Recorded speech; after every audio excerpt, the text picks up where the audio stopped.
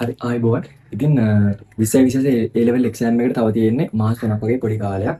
ඉතින් ඔයාලා මේ මාස 3 හරියට මැනේජ් කරගන්න ආකාරය අනුව ඔයාලා මේ තියෙන රිසල්ට් එක අනිවාර්යෙන් වෙනස් කරලා A level exam එකට B එකක් නැත්නම් එකක් අනිවාර්යෙන් ගන්න පුළුවන්. මේ මාස 3 හරියට ඔයාලා මැනේජ් කරොත් ඉතින් මේ වෙනකොට මේ A level exam එකට සූදානම් වෙන ළමයි, ඒ කියන්නේ 20 A level exam එකට සූදානම් වෙන ළමයි ප්‍රධාන කොටස් දෙකක් ඉන්නවා.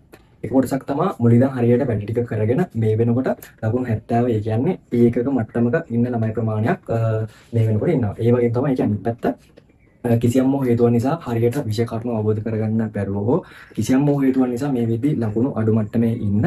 නමුත් එක්සෑම් එකට හොඳ මට්ටමේ රිසල්ට් එකක් ගන්න උවමනාවක් තියෙන ළමයි ප්‍රමාණයකුත් මේ වෙද්දි ඉන්නවා. ඉතින් මම මේ වීඩියෝ එක කරන්නේ අන්නේ මේ වෙද්දි ලකුණු අඩු මට්ටම ඉන්න නමුත් හොඳ රිසල්ට් එකකට යන මේ වෙද්දි හොඳ මොරාල් එකක් නැත්තම් උවමනාවක් තියෙන ළමයි වෙනුවෙන් තමයි මම මේ වීඩියෝ එක කරන්නේ. හරිද? එතකොට මේ මාස තුන කොහොමද මැනේජ් කරගන්නවා කියන එක කාරණේදී ඔයාලා ප්‍රධාන වශයෙන් කරන්න ඕන පේපර් එක රටාව, කියන්නේ පේපර් එකේ රටාව අධ්‍යයනය කරන එක තමයි ප්‍රධාන වශයෙන් කරන්න ඕන මේ මාස තුනේදී. හරිද? එතකොට මේ පේපර් එකේ රටාව අධ්‍යයනය කරන කියන කාරණේ පැහැදිලි කරන්න කලින් ඔයාලා දැනගන්න ඕන ඉකෝන් පේපර් එකේ ස්ට්‍රක්චර් එක මොකක්ද කියන එක. ඒ කියන්නේ A level exam එකට එන මේ ඉකෝන් පේපර් එකේ ස්ට්‍රක්චර් එක නැත්තම් මේ ව්‍යුහය මොකක්ද කියන කාරණේ ගැන ඔයාලා ඉස්සෙල්ලාම දැනගෙන ඉන්න ඕන. හරිද? එතකොට මේ A level exam එකට යන ඉකෝන් පේපර් එකේ එන්නේ ප්‍රධාන කොටස් දෙකකින්නේ. ඒ කියන්නේ එක කොටස සහ දෙක කොටස කියලා. එතකොට මේ පළවෙනි කොටසෙන් එන්නේ ඔයාලගේ බහුවර්ණ නැත්තම් මේ MCQ 50ක ප්‍රශ්න පත්‍රයක් තමයි මේ එක කොටසෙන් එන්නේ. එතකොට මේ MCQ 50 ඇවිල්ලාම එන්නේ අනිකර ලියන්න එන්නේ නැහැ නේ කොහොමද? එන්නේ මේ MCQ 50ක් විදියට බහුවර්ණ 50ක් විදියට තමයි මේ MCQ 50 එන්නේ. එතකොට දෙවෙනි කොටසෙන් ගත්තාම එන්නේ රචනා ප්‍රශ්න 10ක ප්‍රශ්න පත්‍රයක් තමයි එන්නේ. ඒ කියන්නේ දෙවෙනි කොටසේ සම්පූර්ණ ප්‍රශ්න 10ක් තියෙනවා. හරිද? එතකොට මේ ප්‍රශ්න 10 හැදිලා තියෙන්නේ කොහොමද කියන එක ගැන කතා කරනකොට එතකොට මේ දෙවෙනි කොටසේ ඉන්නේ මේ රචනා ප්‍රශ්න 10 හැදිලා තියෙන්නේ ප්‍රධාන කොටස් දෙකකට. ඒ කියන්නේ එක කොටස සහ දෙක කොටස. ඒ කියන්නේ ආ කොටස සහ ආයන්න කියන්නේ ආ කොටස කියලා කොටස් දෙකකින් තමයි දෙක කොටස එන්නේ. එතකොට ඒකෙන් A කොටසෙන් ප්‍රශ්න 5කුත් B කොටසෙන් ප්‍රශ්න 5කුත් එනවා. හරිද? ඒ කියන්නේ සම්පූර්ණ ප්‍රශ්න 10 හැදිලා තියෙන්නේ කොටස් දෙකකට.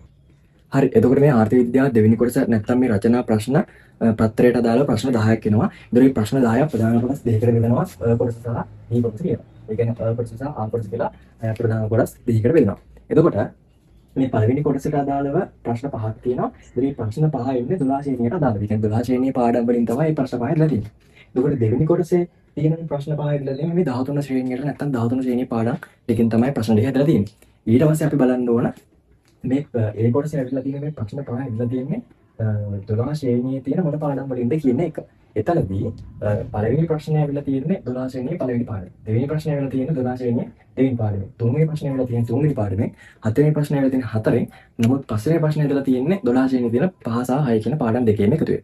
ඒ වගේම තමයි 13 ශ්‍රේණියේ තියෙන පාඩම් සෙට් එකෙන් හැදලා තියෙන්නේ ප්‍රශ්න 6 වෙනි ප්‍රශ්න හැදලා තියෙන්නේ 7 වෙනි පාඩමේ. 7 වෙනි ප්‍රශ්න හැදලා තියෙන්නේ 8 වෙනි පාඩමේ. 8 වෙනි ප්‍රශ්නේ හැදලා තියෙන්නේ 9 සහ 10 කියන පාඩම් දෙකේම එකතුවෙන් තමයි හැදලා තියෙන්නේ. එතකොට 9 වෙනි ප්‍රශ්නේ හැදලා තියෙන්නේ 11 වෙනි පාඩමේ. 10 වෙනි ප්‍රශ්නේ හැදලා තියෙන්නේ 12 වෙනි පාඩමේ. හරිද? එතකොට අපි එතකොට මේ ස්ට්‍රක්චර් එක දැන් අපි දන්නවනේ. ඒ කියන්නේ A level පේපර් එකට යන ආර්ථික විද්‍යාව පේපර් එකේ ස්ට්‍රක්චර් එක අපි දන්නවා. හරිද? එතකොට ඊළඟ පියවර වශයෙන් අපි කරන්න ඕන අපි මේ ලියන්න දැන් අපි මේ රචනා ප්‍රශ්න මේ 10න් රචනා ප්‍රශ්න 10න් රචනා ප්‍රශ්න 5ක් තෝරගන්න ඕනේ. අනිවාර්යෙන් ඒ තෝර ගැනීමේදී ඔයාලා ආකාර දෙකකට තෝරගන්න පුළුවන්. එකක් තමයි කියන්නේ A කොටසෙන් ප්‍රශ්න 3ක් B කොටසෙන් ප්‍රශ්න 2ක් තෝරගන්න ඕනේ. ඒ කියන්නේ මේකේ තෝරගැනීම පදනම තමයි අනිවාර්යෙන් මේ කොටස් දෙකෙන් ඒ කොටසෙන් අමු ප්‍රශ්න දෙකක් තෝරගන්න ඕන. අමු ප්‍රශ්න දෙකක් තෝරගන්න ඕන. හරිද? අමු ප්‍රශ්න දෙකක් තෝරගෙන සම්පූර්ණ ප්‍රශ්න 5කට ලියන්න ඕනේ. ඒ නිසා ඔයාලට පුළුවන් එක්කෝ A කොටසෙන් ප්‍රශ්න 3ක් B කොටසෙන් ප්‍රශ්න 2ක් තෝරගන්න පුළුවන්. නැත්නම් B කොටසෙන් ප්‍රශ්න 3ක් සහ A කොටසෙන් ප්‍රශ්න 2ක් තෝරගෙන ප්‍රශ්න 5කට ලියන්න පුළුවන්. හරිද?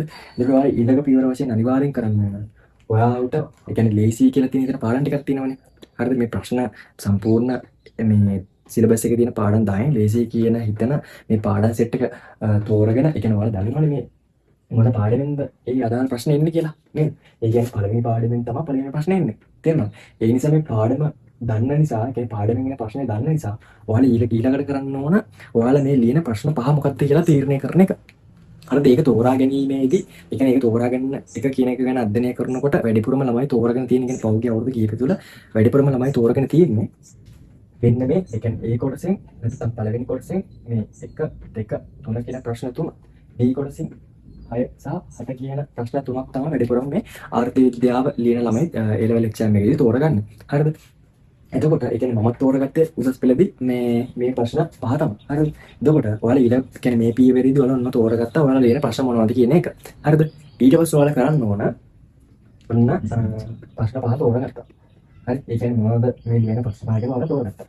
ඊට පස්සේ ඔයාලා කරන්න ඕන ඔයාලා අවුරුදු සාමාන්‍යයෙන් 10ක හෝ 15ක ගත්තත් කමන්නේ පාස් පේපර් කියන්නේ ආර්ථික විද්‍යාව පාස් පේපර් ටික අරන් ඔයාලා මේ තෝරගන්න ප්‍රශ්න පහට අදාළව කියන්නේ හිතන්න ඔයාලා පළවෙනි ප්‍රශ්න තෝරගත්තා කියලා. පළවෙනි ප්‍රශ්න තෝරගත්තානේ. මේ පළවෙනි ප්‍රශ්නේ තෝරගෙන ඔයාලා අවුරුදු 10ක හෝ 15ක පාස් පේපර් අරන් මේ දෙක රචනා ප්‍රශ්න පත්‍රයේ දෙක කොටසේ කියන්නේ පළවෙනි කොටසේ පළවෙනි ප්‍රශ්නේ කියන්නේ පළවෙනි ප්‍රශ්නයට අදාළව මොන තීරි කොටස්ද ඒ කියන්නේ මේ පළවෙනි පාඩමෙන් ඇවිල්ලා තියෙන මොන තීරි කොටස්ද කියලා ඔයාලා වෙනම කොටයක් අරන් يعني මේකට වෙනම කොටයක් ගන්න. හරිද? මේ කොටේ අරන් පළවෙනි ප්‍රශ්නේ කියලා ලියාගෙන අර පළවෙනි පාඩමේ මොන තීරි කොටස්ද වැඩිපුර ඇවිල්ලා තියෙන්නේ කියලා ඒ අවුරුදු 10කම ලියා ගන්න. ඒ කියන්නේ හිතන්න 2015 ගත්ත කියලා 2015 අහලා තියෙන හිගකමෙන් නම් හිගකම කියලා ලියා ගන්න. හිගකම තේරීම මේ හිගකම තේරීම අවස්ථ පිළිවෙලට දාලා නම් මේ මාතෘකාව ලියා ගන්න. ඊට වෙලදපල ආර්ථික කියන්නේ ආර්ථික පද්ධති ගැන අහලා තියෙනවා. මේ ආර්ථික පද්ධති කියන මේ මාතෘකාව ලියා ගන්න. අන්න ඒ වගේ අවුරුදු 10කම ඒ ඇවිල්ලා තියෙන මාතෘකා ටික ලියා ගන්න. හරිද? එතකොට ඔයාලට තේරෙනවා මේ වැඩිපුර ඇවිල්ලා තියෙන මාතෘකා මොනවද කියලා. හරිද? ඒ වගේම මේ ප්‍රශ්න පහටම අදාළ මේ වගේ පොළවල පළවෙනි ප්‍රශ්න කියලා මාතෘකා ටික ලියන්න. මේ ප්‍රශ්න ටික දාලා දෙවෙනි පාඩමේ තියෙන මාතෘකා ලියන්න. තුන්වෙනි ප්‍රශ්නේ දාලා තුන්වෙනි ප්‍රශ්නේ තියෙන මාතෘකා ටික ලියන්න. අන්න ඒ වගේ සම්පූර්ණ මාතෘකා ටික ලියා ගන්න. හරිද? එතකොට ඔන්න ඔයාලා දෙවෙනි පියවරක් තියෙනවා. පාස් පේපර් ටික අධ්‍යයනය කරා. හරිද? ඊට පස්සේ ඔයාලා ඊළඟ පියවර වශයෙන් කරන්න ඕන මෙන්න මේ ලියාගත්ත මාතෘකා ටික. ඒ කියන්නේ දැන් ඔයාලට කියනවනේ දැන් මේ මාස 3ේදී පාඩම් ගන්න කියන සම්පූර්ණ සිලබස් එකම ඔක ඔළුවේ තියාගෙන පාඩම් කරගන්න ගත්තොත් ඔක කරන්න අමාරුයි. මොකද ඔයාලට ඒක ලොකු ප්‍රෙෂර් එකක් ලොකු සිලබස් එකක් තියෙනවා. එතකොට ඔයාලට මේ ප්‍රශ්න පහට අදාළව මේ වැඩිපුර ඇවිල්ලා තියෙන මේ විෂය කාරණා ටික විතර පාඩම් කරගත්තොත් කරගන්න ගන්නවා කියන්නේ ඒක ස්මාර්ට් දෙයක්. කියන්නේ ස්මාර්ට් දෙයක්. හරිද? හાર્ඩ් වර්ක් නෙමෙයි අපි මේ දවස් මේ මාස 3 කරන්න ඕනේ ස්මාර්ට් වර්ක්. ඒ නිසා මේ තියරි කොටස් ටික විතරක් ඔයාලා පාඩම් කරන්න ගන්නවා කියන්නේ ඒක ඔයාලා හිතරක් සැරෙස්. හරිද? ඒ නිසා ඒ තෝරගත්ත දැන් හිතන්න පළවෙනි ප්‍රශ්නෙට දාලා ඔයාලා තෝරගත්ත මාතෘකා ටික අන්න ඒ ටික ඉස්සෙල්ලාම පාඩම් කරන්න ගන්න. කියන්නේ අධ්‍යයනය කරලා කියවලා බලලා මොකක්ද තියෙන්නේ කියලා තේරෙන්නේ නැත්තම් කාගෙන් හරි අහගෙන හරි ඒ ටික පාඩම් කරන්න අරන් මේ ඔයාලා ලියාගත්තේ හිතන්නකෝ දැන් මාතෘකාවේ සම්පූර්ණ ප්‍රශ්න පහටම දාලා මාතෘකා 50ක් ආවා කියලා. කියන්නේ මූලික පදනම තියෙන මාතෘකා 50ක් ආවා කියලා. ඒ 50 වාල ඉස්සරව පාඩම් කරන්න. හරිද? ඊට පස්සේ තමයි ඔයාලා බලන්න ඕනේ ඉතින් එහාට යන කාරණා මොනවද කියලා. يعني ඉතින් එහාට එයා බලා ගන්න ඕනේ පාඩම් මොනවද කියලා ඉතින් එහාට පස්සේ තමයි බලන්න ඕන. හරිද? එතකොට ඔන්න ඔයාලා ඉස්සරව මොනවද කරේ? පේපර් එකේ ලියන්න ඕනේ ප්‍රශ්න මොනවද කියලා තෝරගත්තා. ඒතර මේ ප්‍රශ්න වලට අදාළව ඒ ඇවිල්ලා තියෙන වැඩිපුරම ඇවිල්ලා තියෙන තීරි කොටස් ටික මොනවද කියලා බලාගත්තා. හරිද? ඒ තීරි කොටස් ටික බලාගත්තට පස්සේ ඔයාලට කරන්න පුළුවන් දැන් හිතන්නකො සම්පූර්ණ මාතෘකාව කියන්නේ ටොපික් 50ක් හෝ 100ක් ආවා කියලා. දැන් 100ක් ආවා කියලා හිතන්නකො. හරිද? ඒ මාතෘකා 100 ඔයාලා කොහොමද මේ මාස තුන ඇතුළත පාඩම් කරගන්න කියන එක ගැන අපි වෙනම ප්ලෑන් එකක් හදා ගන්න ඕන. හරිද? ඒතර එහෙමනොත් තමයි ඔයාලට ලස්සනට පිළිවෙලකට වැටික් කරගන්න පුළුවන්. හරි. ඒ ප්ලෑන් එක හදා හැටි මම කියලා දෙන්න. හරිද? දැන් හිතන්න ඔයාලට සම්පූර්ණ ටොපික් 50ක් ආවා කියලා. ටොපික් කොන්න 50ක් ඇවිල්ලා තියෙනවා. ඒ නිසා මේ පාඩම් ප්‍රශ්න පහකට දාලා ටොපික් 50ක් ඇවිල්ලා තියෙනවා. හරිද? ඔයාලා ඉස්සරවම ස්කෑන් එක හදාගත්තී පොඩයක් කරලා ලියන්න දවස ටොපික් එක කියලා ලියන්න. හරිද? කොටස් දෙකකට බෙදලා ලියන්න. ඊට දවස් දැන් හිතන්න අද දෙවෙනිදා කියලා. අද දෙවෙනිදා නම් දැන් ඔන්න හෙටි දැන් පටන් ගන්න ඔන්න තවත් ඉතින් අද ඉඳන් පටන් ගන්න ඕන හෙටි දැන් පටන් ගන්නවා කියලා. ඔන්න තුන්වෙනි දා දිනේ දාගන්න දෙන්න. 3 4 5 6 මේ විදිහට සාමාන්‍යයෙන් දවස් 15ක් 16ක් වගේ එන්න දින ටික දාගන්න. හරිද? ඒක දින ටික දාගන්න දැන් ටොපික් 50ක් දෙන්නේ. දැන් හිතන්නකො අපි මේ හදන්නේ 15 day plan එකක් කියලා. 15 day plan එකක් තමයි අපි හදන්නේ. හරිද? ඒ කියන්නේ දවස් 15ක plan එකක් තමයි අපි හදන්නේ. එතකොට මෙතන ඔයාලා ලියනවා දවස් 15. කියන්නේ ඔයාලගේ 10 දානක දවස් 10ක් කරගන්න පුළුවන්, 20ක් කරගන්න පුළුවන්. ඒ වගේ කැමති දවස් ප්‍රමාණයක් ගන්න පුළුවන්. හරි. අන්න කියන්නේ 15වත් 20ක් අතර දවස් ටිකක් ගත්තර කමක් නැහැ. මොකද දවස් ටික අඩු කරගන්න ඔයාලට එන ප්‍රෙෂර් එකක් පොඩ්ඩක් වැඩිනේ. 15වත් 20 අතර දවස් ටිකක් ගන්න. එහෙම අරන් ඔයාලගේ ටොපික් 50 15 බෙදුවා සාමාන්‍යයෙන් එන්නේ 3ක් 4ක් වගේනේ. එතකොට මේ හැම දවසෙම තුන්වෙනි දවසේම ටොපික් 3ක් බලන්න. හරිද? හතරවෙනි දවසේම ටොපික් 3ක් බලන්න. පස්වෙනි දවසේම ටොපික් 4ක් බලන්න. හයවෙනි දවසේම බලන්න ටොපික් 3ක්. මේ වගේ මේ ටොපික් කීයක් බලනවද ඕන කැප්ටල් ලියන්න පුළුවන්. මෙතන මොන ටොපික් එකකද බලන්නේ කියන්නේ එක කොහමද? ඒක කොහොමද? ඊළඟ ටොපික් එක තෝරලා ලියා ගන්න පුළුවන්. හරිද? එහෙම ලියාන ඔන්න හෙට දැන් ඔයාලා පාඩම් කරන් දිනවන දන්නවා. නැත්නම් දැන් ගේ තුන ඔන්න පටන් ගත්ත කියලා. තුන්වෙනි දවසේ ඔන්න හෙට පටන් ගත්තා. හෙට පටන් ගද්දී ඔයාලා ඉස්සරෝම මේ ඉබකම කියන කාරණේ විතරක් කරා.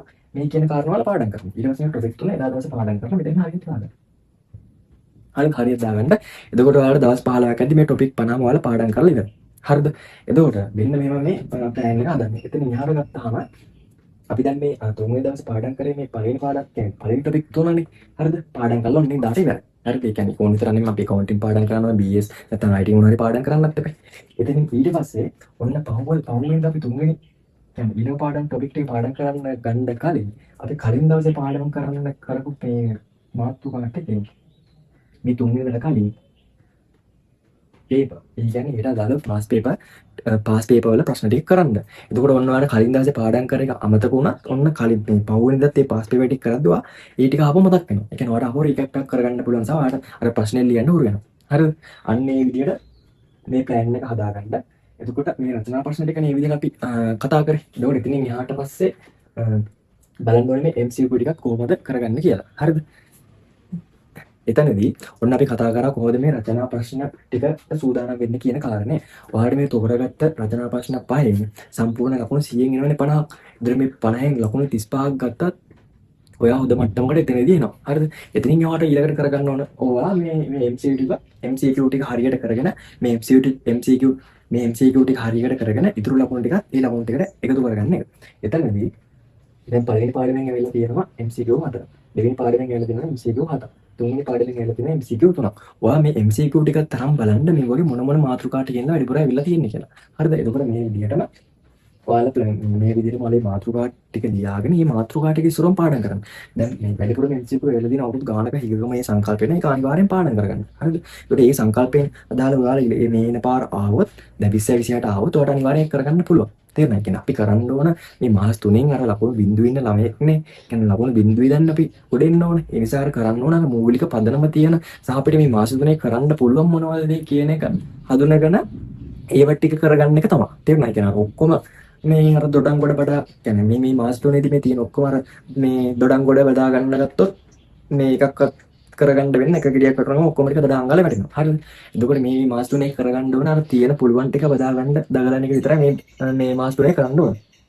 හරිද? එතකොට දැන් බලන්න මේ MCQ ටික ගැන අධ්‍යයනය කරනකොට වැඩිපුරම ඇවිල්ලා තියෙන MCQ ප්‍රමාණයක් නේ. ඇවිල්ලා තියෙන දෙවෙනි පාඩේ.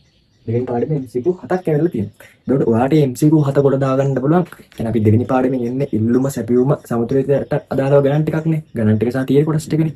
ඒ විශේෂයෙන්ම ඒ ගණන් කොටස් ටික හදන්න සහ තියරි කොටස් ටික මූලික ටික අධ්‍යයනය කරනවා නම් ඔයාට මේ අනිවාර්යයෙන් ලකුණු 7 අනිවාර්යෙන් කොට දාගන්න පුළුවන්. ඒ විදිහට මේ හැම පාඩමකට අදාළ විශේෂයෙන්ම ගණන් කොටස් ටික මත ගණන් කොටස් ටික මේ හදන්න ලේසි. කියන්නේ මතක තියාගන්න ලේසි තියරි වලට. හරිද? ඒ ගණන් කොටස් ටිකයි මූලික තියරියයි හරියට පාඩම් කරගත්තොත් MCQ වලනොත් ලකුණු 35 අනිවාර්යෙන් ගන්න පුළුවන්. හරිද? 35 අනිවාර්යෙන් ගන්න පුළුවන්.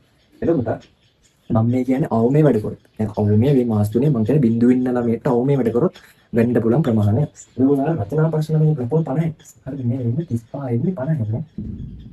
35 කියන ලකුණු ප්‍රමාණය ඉන්නේ 50යි. ඒකෝර මේ රචනා ප්‍රශ්න පහේනොත් 35ක් ගත්තොත් ලකුණු කීයද? දෙකෙන් එකතු 70ක්. 70ක් කියන්නේ තව ඒකට යන්න ඕන කියලා ලකුණු 5යි. තේරෙනවද? ලකුණු 5යි. ඒ නිසා මේ මාස් 3 කරන්න බැරි කමක් නැහැ. ඉතින් මම කියමු මේ ප්ලෑන් එක අනුව මේ මාස් 3 වැඩ කරොත් අනිවාර්යයෙන්ම ගේමක් ගහගන්න පුළුවන්. තේරුණාද? අනිවාර්යයෙන්ම ගේමක් ගහගන්න පුළුවන්. හරිද? එතකොට මේ A-level exam එකේ තියෙන අන්තිම මාස 3 මම මේ කියපු ප්ලෑන් එක විදිහටම අපි වැඩ පිළිවෙලක් හදලා තියෙනවා zero to hero program එක කියලා. එතකොට ඒකෙදි වෙන්නේ මේ විදිහටම අපි පහුගිය අවුරුදු 10ක 15ක විතර ප්‍රශ්න පත්‍ර ටික අරන් අපි අධ්‍යයනය කරා මොනවද මේ ඇවිල්ලා තියෙන වැඩිපුරම ප්‍රශ්න මම අර කියපු විදිහටම මේ කොහොමද වැඩිපුර ඇවිල්ලා තියෙන ප්‍රශ්න ටික මම ටොපික් වලින් ඇවිල්ලා තියෙන්නේ කියන ඒ ටික මේ මාතෘකා ටික වෙනම අරන් අපි මේ පාඩම් 12ක් ඒ කියන්නේ සිලබස් එකේ තියෙන පාඩම් 12ක් මේ පාඩම් 12ට අදාළව මේ පේපර්ස් 12ක් හදලා තියෙනවා එක්සෑම් එකේ පේපර් එකට ඒ කියන්නේ ඒ ස්ට්‍රක්චර් එකට සමානවම හදලා තියෙනවා. ඒතකොට ඒකේ MCQ 50ක් සහ MCQ 50ක් සහ රචනා ප්‍රශ්න එන විදිහට පේපර් එක හදලා තියෙනවා. එතකොට ඒ ප්‍රශ්න වල පිළිවෙල හදලා තියෙන මේ පාඩමේ හැම පාඩමකම මුල් තීරි කොටස් වල ඉඳන් අග තීරි කොටස් වලට එනකන් තමයි පාඩමේ හැම පාඩමක පේපර් එකක් හදලා තියෙන්නේ.